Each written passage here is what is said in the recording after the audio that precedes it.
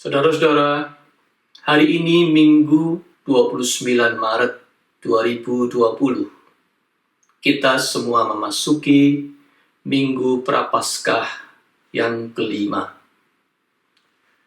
Marilah dengan hati yang menyembah dan teduh, kita menghadap Tuhan dalam ibadah di bawah pengakuan yang sama, bahwa pertolongan kita datang dari Tuhan, pencipta langit dan bumi, yang memelihara kasih setia-Nya sampai selama-lamanya.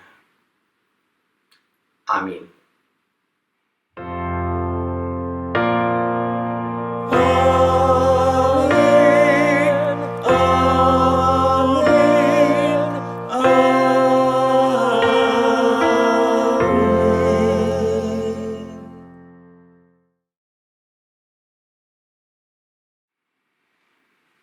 Damai Tuhan besertamu.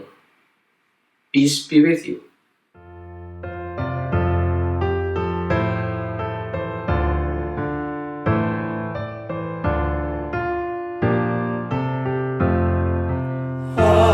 Haleluya, pujilah Allah yang agung Maha Esa. Dalam Kristus kita kenal Allah yang hidup, Bapa kekal, langit buana semesta patut memuji kuasa-Nya, karena berkat-Nya terbukti, limpah kasih-Nya tak terberi. Haleluya, pujilah Allah yang agung Maha Esa. Dalam Kristus kita kenal Allah yang hidup, Bapa kekal. Wahai dunia, soraklah, angkat suaramu, nyanyilah. Taburan ibadah berendam, iringi puji dalam gembala. Haleluya, pujilah Allah yang agung Maha Esa. Dalam Kristus kita kenal Allah yang hidup, Bapa kekal. Bacaan Alkitab penopang tema hari ini diambil dari kitab Yesaya 53 ayat yang ke-9 sampai dengan 11. Demikian firman Tuhan. Orang menempatkan kuburnya di antara orang-orang fasik, dan dalam matinya ia ada di antara penjahat-penjahat, sekalipun ia tidak berbuat kekerasan dan tipu tidak ada dalam mulutnya. Tetapi Tuhan berkehendak meremukkan dia dengan kesakitan. Apabila ia menyerahkan dirinya sebagai korban penebus salah, ia akan melihat keturunannya, umurnya akan lanjut, dan kehendak Tuhan akan terlaksana olehnya. Sesudah kesusahan jiwanya, ia akan melihat terang dan menjadi puas, dan hambaku itu, sebagai orang yang benar, akan membenarkan banyak orang oleh hikmat-Nya, dan kejahatan mereka Dia pikul.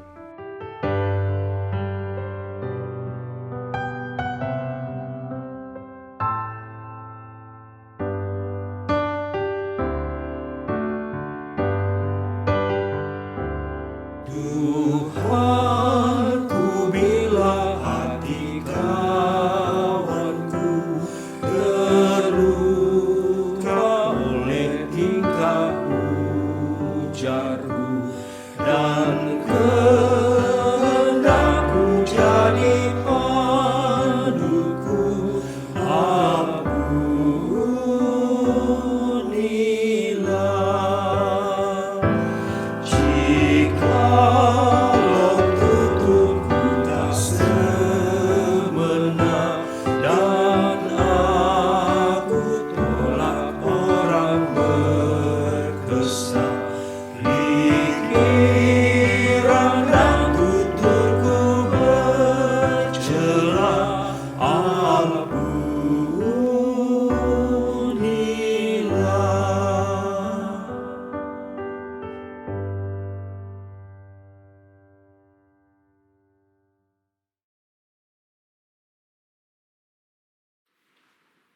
Jemaat sekalian, sebelum saat pemberitaan firman, marilah kita berdoa memohon pertolongan Roh Kudus.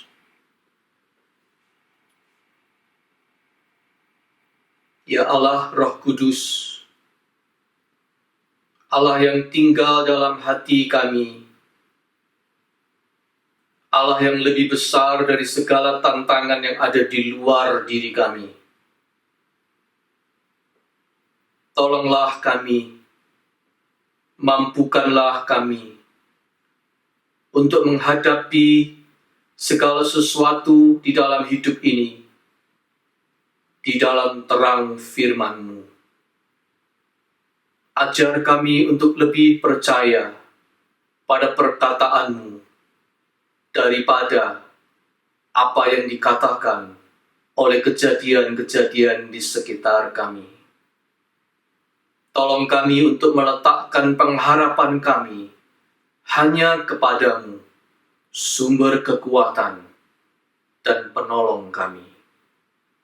Di tengah deru badai yang melanda dunia, jadilah Engkau benteng lindungan, tempat pengungsian, dan terang kami.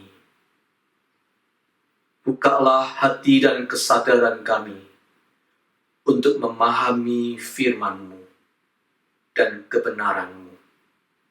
Selipkanlah mata kami untuk melihat kebenaran-Mu itu.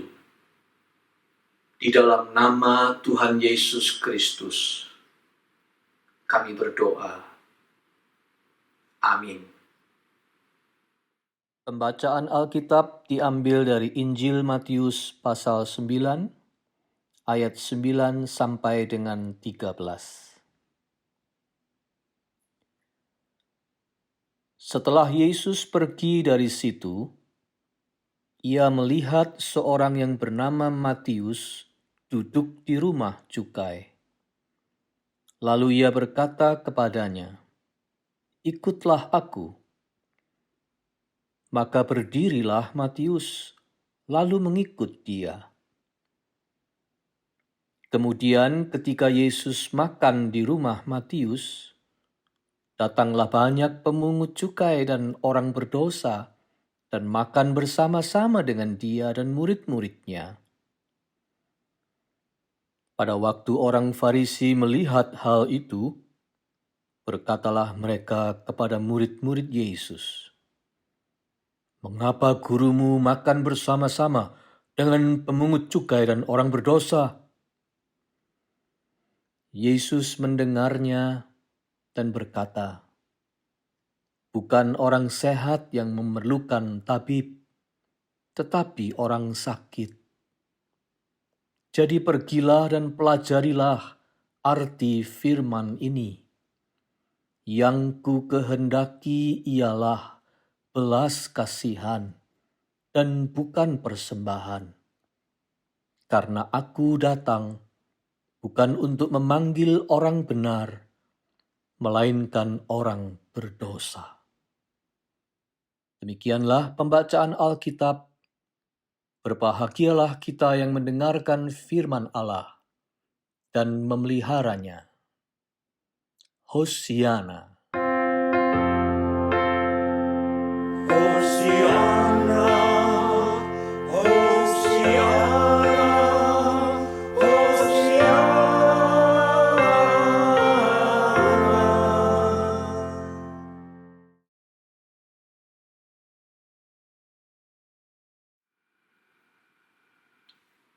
Saudara-saudara, saya memulai dengan satu kata, agama.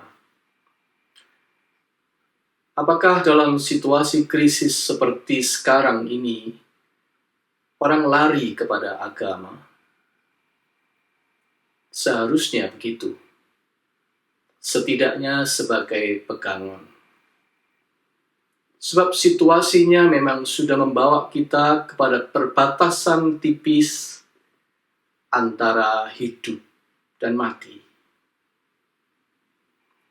Belakangan, kita banyak diajak memikirkan, mendoakan, dan tidak menyia-nyiakan perjuangan mereka yang berada di garis terdepan, seperti para dokter, perawat, petugas rumah sakit, petugas perawatan dan pengurusan jenazah, petugas pemakaman, rohaniwan yang harus memimpin upacara pemakaman, dan lain-lain.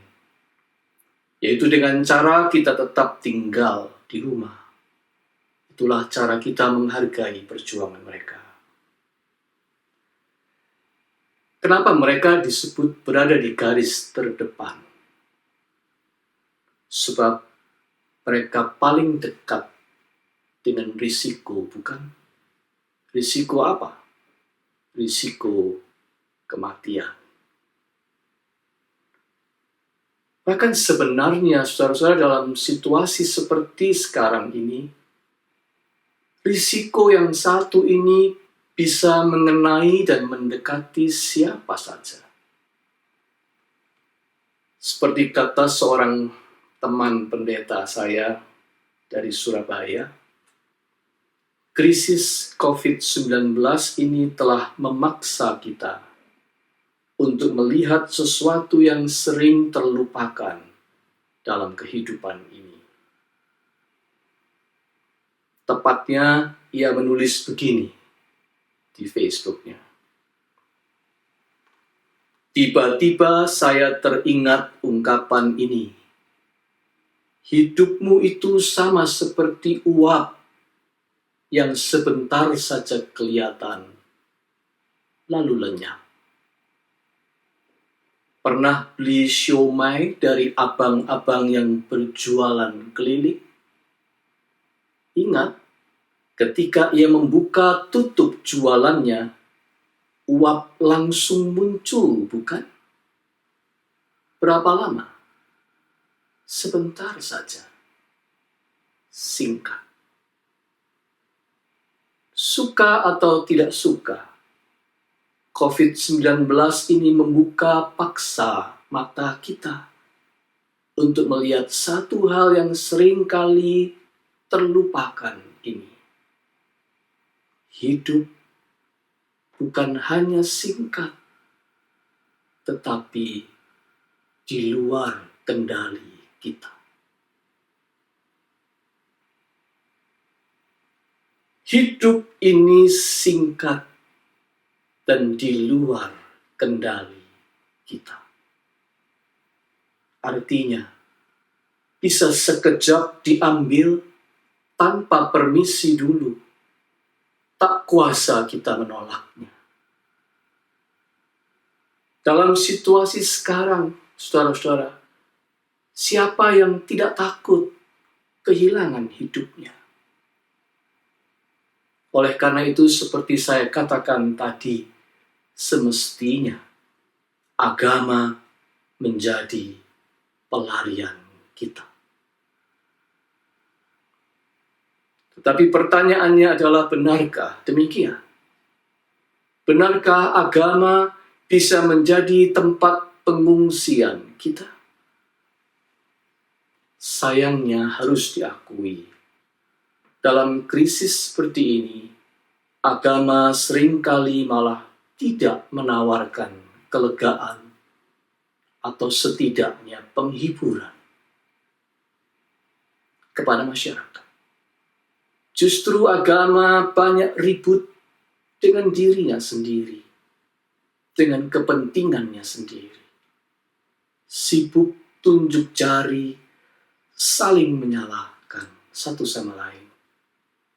Sibuk berdebat teologi tentang ibadah online misalnya. Pemimpinnya berlagak memberi solusi mengatasnamakan suara Tuhan. Padahal itu seringkali lebih mencelakakan. Sebagian lagi hanya sibuk mencari ayat-ayat suci untuk menenangkan diri bahwa kelompoknya akan selamat. Kelompoknya akan selamat.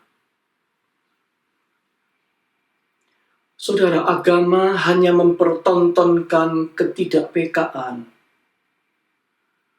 hanya mempertontonkan keegoisan dan kekolotan, yang bahkan tidak jarang menjadi kebodohan. Harus diakui, agama banyak mengecewakan. Pertanyaan yang paling mendasar ialah, Tuhan seperti apa yang sedang diwakilinya?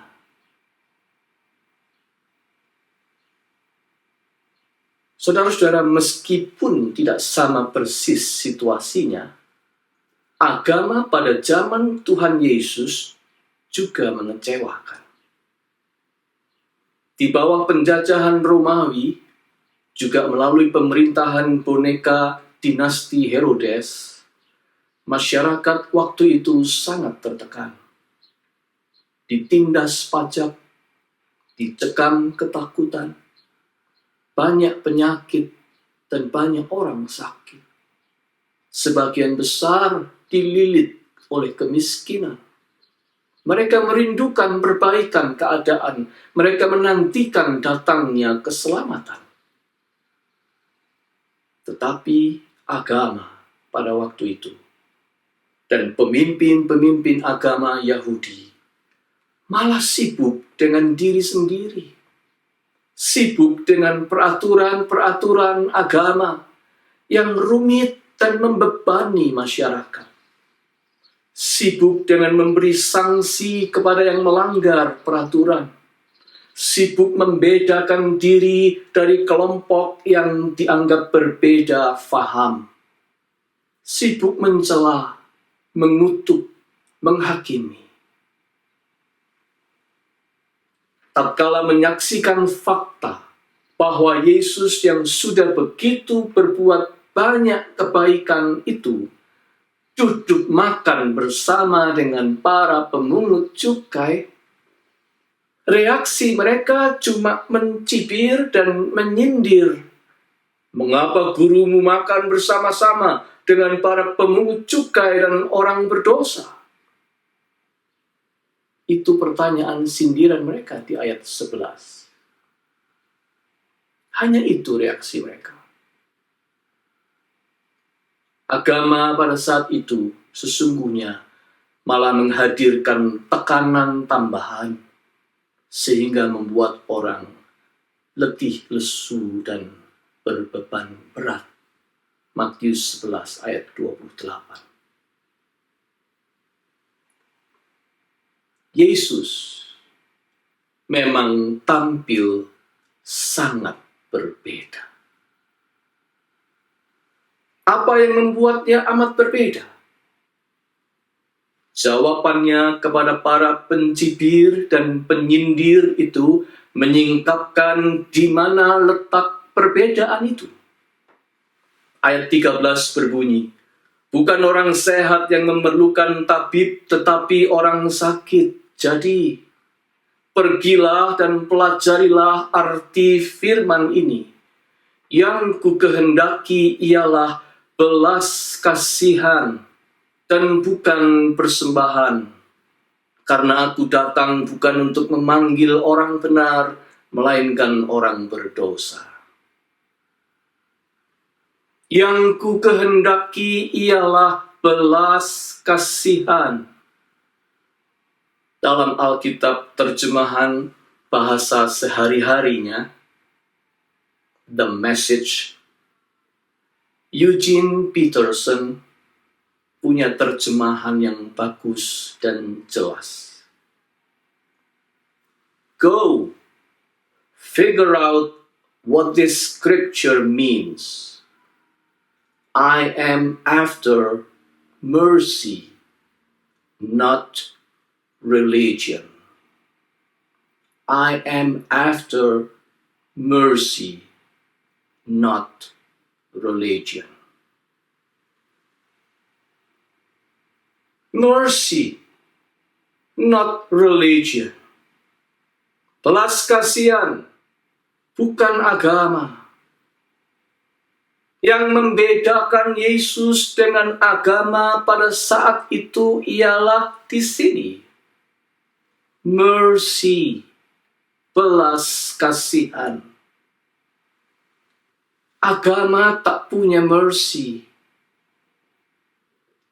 Jika agama hanya membebani, mercy membuang beban-beban itu. Jika agama cuma menghakimi orang berdosa, mercy datang mendatanginya dan menyapanya sebagai orang sakit yang perlu tabib.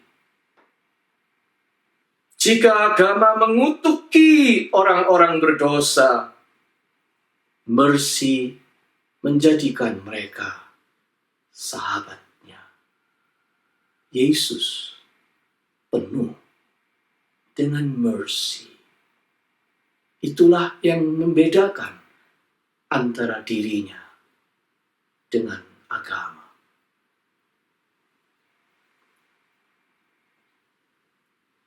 Kekristenan atau gereja, saudara-saudara, sungguh perlu memahami, mengolah, memberitakan, dan menerapkan makna mercy, belas kasihan ini, khususnya dalam situasi saat ini. Apakah yang paling dibutuhkan semua orang pada saat ini? Saat di mana gelombang penyebaran COVID-19 ini sudah begitu mengenai berbagai jurusan, melumpuhkan banyak sendi-sendi kehidupan masyarakat, saat di mana kita semua cemas dan takut karena berhadapan dengan perbatasan tipis antara hidup dan mati. Apa yang paling kita butuhkan? Jawabannya pertama-tama jelas. Kita membutuhkan belas kasihan Allah. God's mercy. Sebab dialah pemilik kehidupan. Dialah penguasa atas kematian. Nafas kita ini pemberiannya. Hidup kita ini ada di tangannya. Jangan lari kepada agama. Larilah kepada Allah.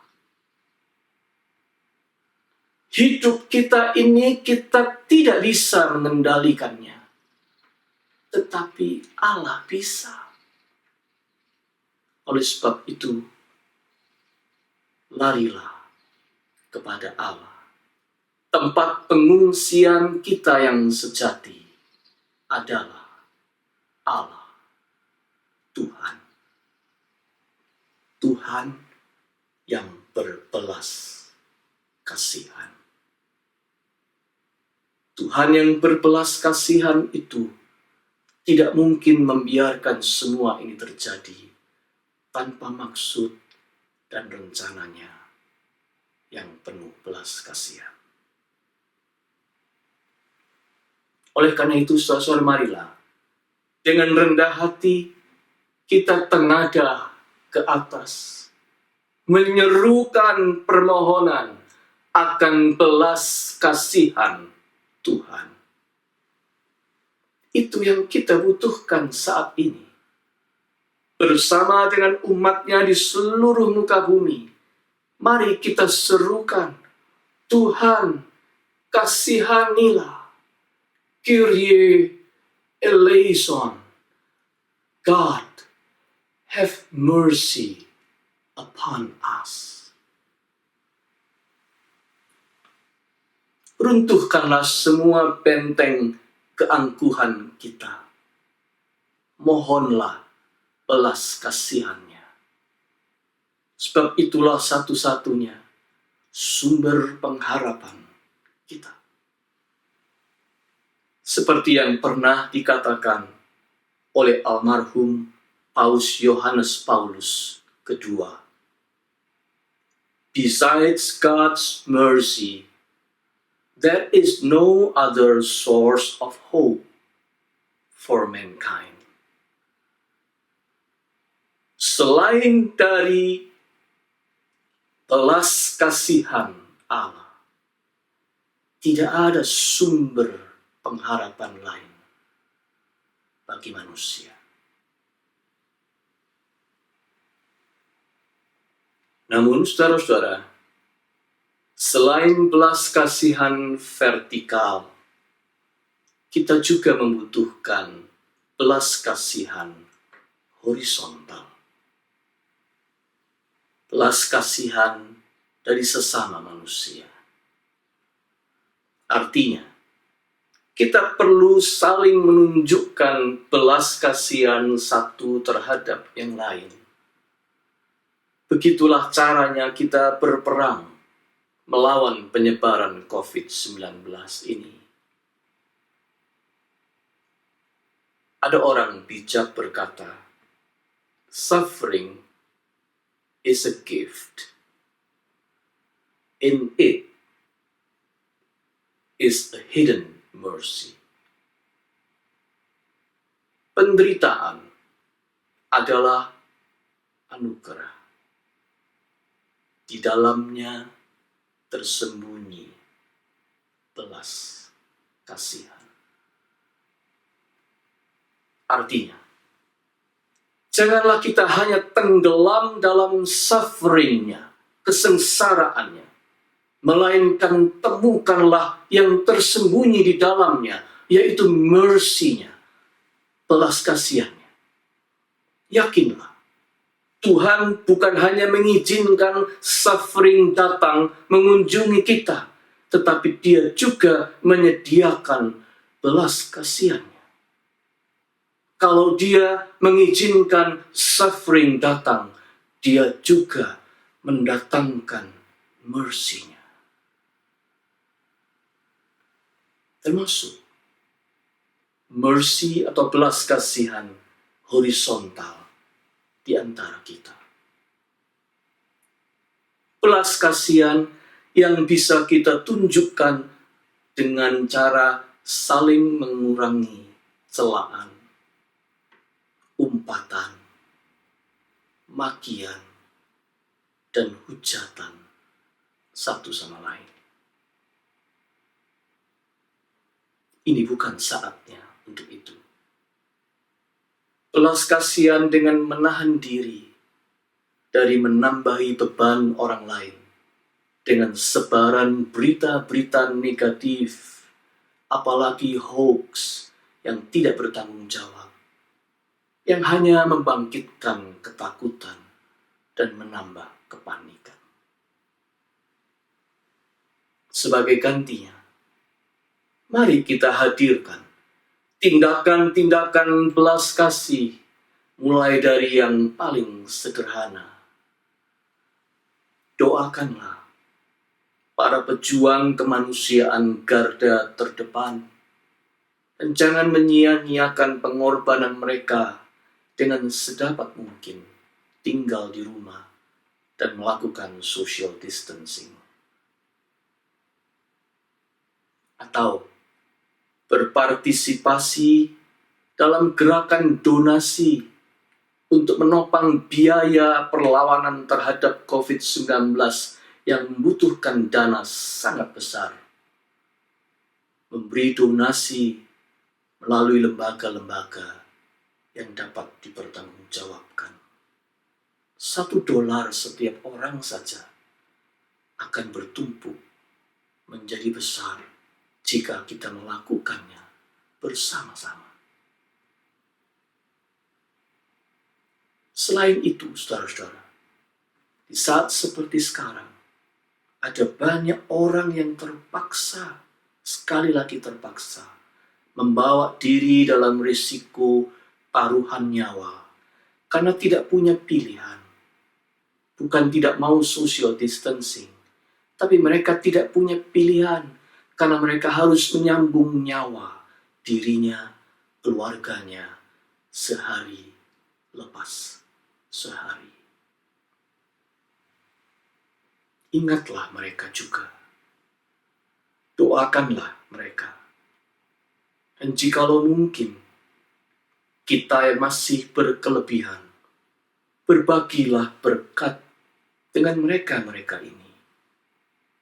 Mungkin sekedar memesankan makanan untuk salah seorang dari mereka, atau melariskan jualan mereka sebagai wujud belas kasihan yang dibutuhkan saat ini.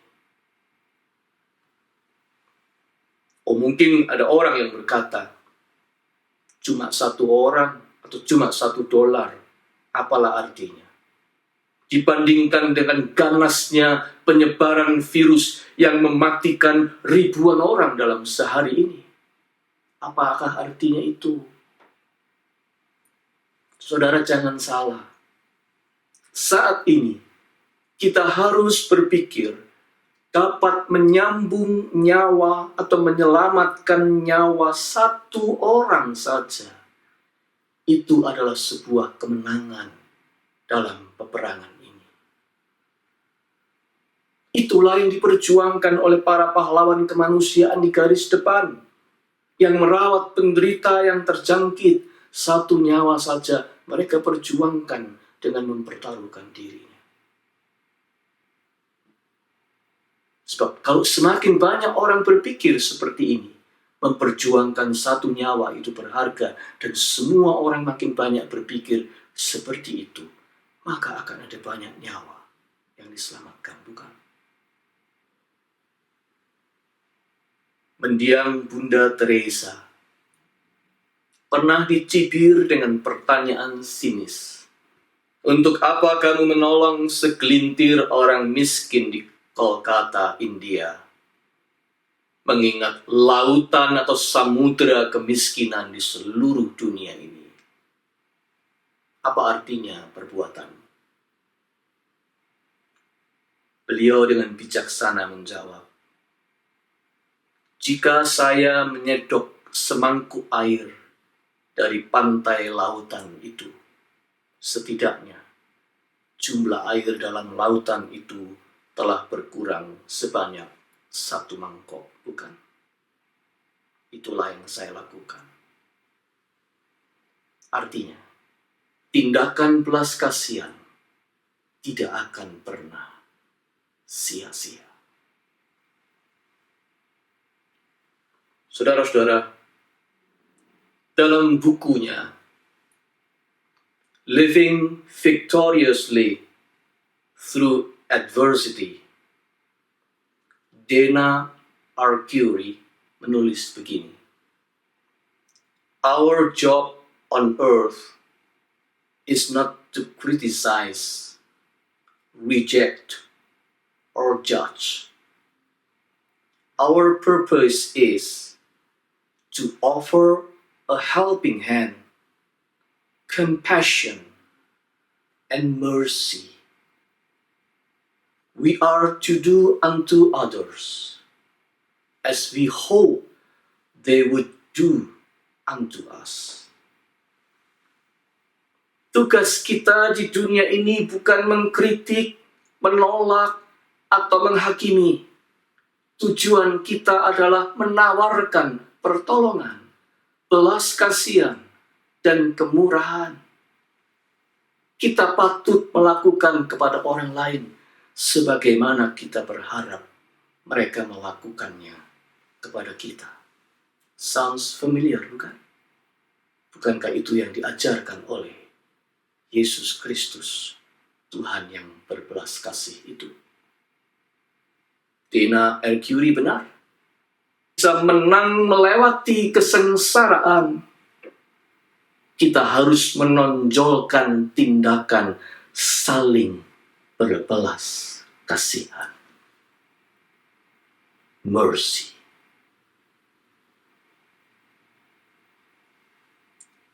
San Gabriel Presbyterian Church, USA, mengirim pesan kepada jemaat-jemaat di wilayahnya, termasuk kita, GKI Los Angeles. Pesan untuk menghubungi presbiteri jika ada rencana untuk mengurangi tenaga kerja. Sebab mereka akan membantu supaya jangan ada pegawai gereja yang terpaksa di lay off dalam situasi seperti sekarang ini. Presbiteri concern atas fakta itu. Dalam hati membaca pesan ini, saya berkata, this is church. Inilah gereja. Gereja yang mewakili hati Yesus. Gereja yang menunjukkan belas kasihan di tengah krisis. Oleh karena itu, gereja patut selalu bertanya, Tuhan seperti apa yang sedang kita wartakan kepada dunia? Saudara-saudara, ingat, Tuhan kita adalah Yesus. Dia sahabat kita, orang berdosa. Dia datang untuk menyembuhkan sakit kita. Menyembuhkan dengan belas kasihannya. Mercy. Mari bersama-sama kita serukan. Kyrie eleison. Tuhan, kasihanilah kami. God, have mercy upon us. Amin.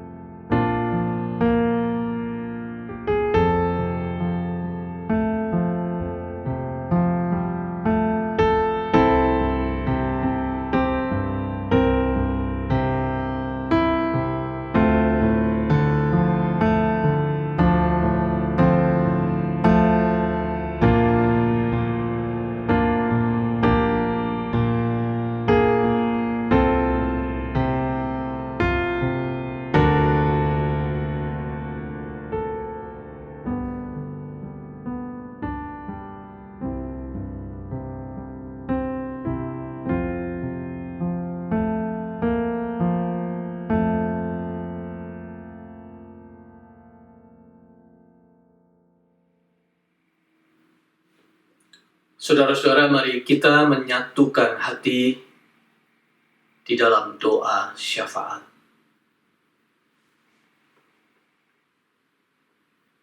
Bapa yang Maha Kasih, yang penuh dengan rahmat dan anugerah,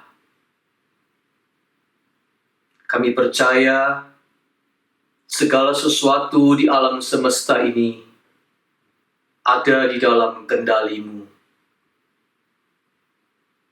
Tak ada kesukaran yang lebih besar daripada kuasa-Mu. Kasih-Mu melingkupi kami. Anugerah-Mu menjadi benteng perisai kami. Bersama segenap umat-Mu di seluruh muka bumi, kami memanjatkan doa untuk kesembuhan dunia ini dari wabah virus corona, tetapi juga dari kepanikan dan ketakutan, dan juga dari resesi dan semua akibat-akibat yang disebabkannya. Oleh anugerah-Mu Bapa Maha Kasih, hiburkanlah mereka yang telah kehilangan karena ada orang yang mereka cintai menjadi korban. Pulihkanlah, ya Bapa, mereka yang sakit dan sedang dirawat. Lindungilah yang sehat. Bentengilah mereka yang bertugas merawat, mereka yang ada di baris depan perjuangan kemanusiaan. Berkatilah juga semua upaya yang positif dan konstruktif untuk menemukan dan kemudian mendistribusikan vaksin atau pengobatan baru untuk memberantas virus ini. Berikanlah juga hikmat kepada para pemimpin di dunia untuk mereka membuat kebijakan-kebijakan di tempatnya masing-masing yang meringankan penderitaan masyarakat dan meneduhkan, menenangkan hati semua elemen masyarakat untuk menyadari apa yang sepatutnya dilakukan untuk keselamatan bersama. Berkatilah semua usaha dan kerjasama yang positif untuk menyembuhkan dunia ini. Biarlah oleh rahmat-Mu kesembuhan itu datang. Karuniakanlah juga keampunan atas dosa-dosa kami. Dan mampukan kami untuk berani menghadapi banyaknya perubahan-perubahan dalam hidup yang sementara ini, yang tak pernah kami duga sebelumnya. Tolong kami supaya tidak menjadi kecil hati, dan kuatkanlah iman dan pengharapan kami. Persatukan kami dalam doa dan karya positif yang berlandaskan iman kami kepada Juru Selamat, sahabat kami, sahabat orang berdosa, Tuhan Yesus Kristus, yang mengajar kami untuk senantiasa berdoa. Bapa kami yang di surga, dikuduskanlah nama-Mu, datanglah kerajaan-Mu, jadilah kehendak-Mu, di bumi seperti di surga. Berikanlah kami pada hari ini makanan kami yang secukupnya, dan ampunilah kami akan kesalahan kami, seperti kami juga mengampuni orang yang bersalah kepada kami. Dan janganlah membawa kami ke dalam pencobaan, tetapi lepaskanlah kami daripada yang jahat, karena Engkaulah yang mempunyai kerajaan, dan kuasa, dan kemuliaan, sampai selama-lamanya. Amin.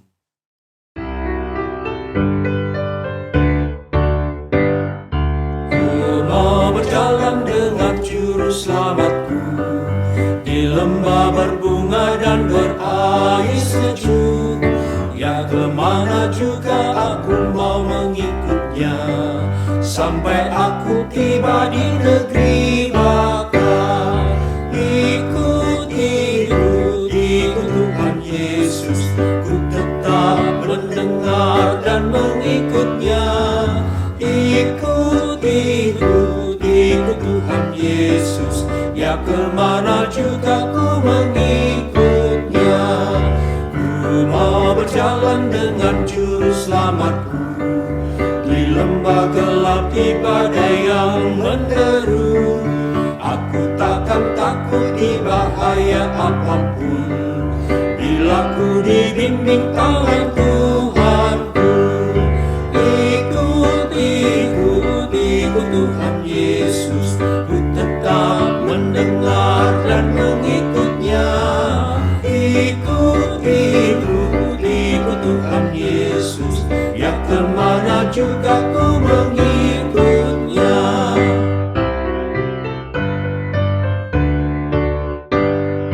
Bersama Juru Selamat hatiku teguh, di lembah dan bukit yang perlu ku tempuh. Tuhanku membimbing aku pada jalannya, yang menuju rumah Allah yang baik.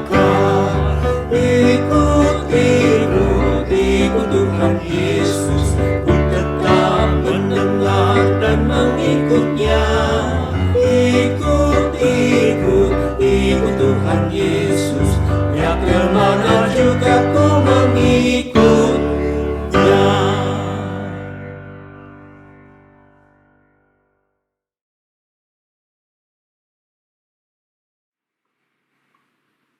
Jemaat sekalian, undurlah dari ibadat ini dan kembalilah dalam hidupmu sehari-hari dengan mata tertuju hanya kepada Tuhan, sumber keselamatan dan pengharapan kita. Dan layanilah Tuhan dengan syukur, serta terimalah berkat-Nya. Tuhan memberkati engkau dan melindungi engkau. Tuhan menyinari engkau dengan wajah-Nya dan memberi engkau kasih karunia. Tuhan menghadapkan wajah-Nya kepadamu dan memberi engkau damai sejahtera. Hosiana. Amin.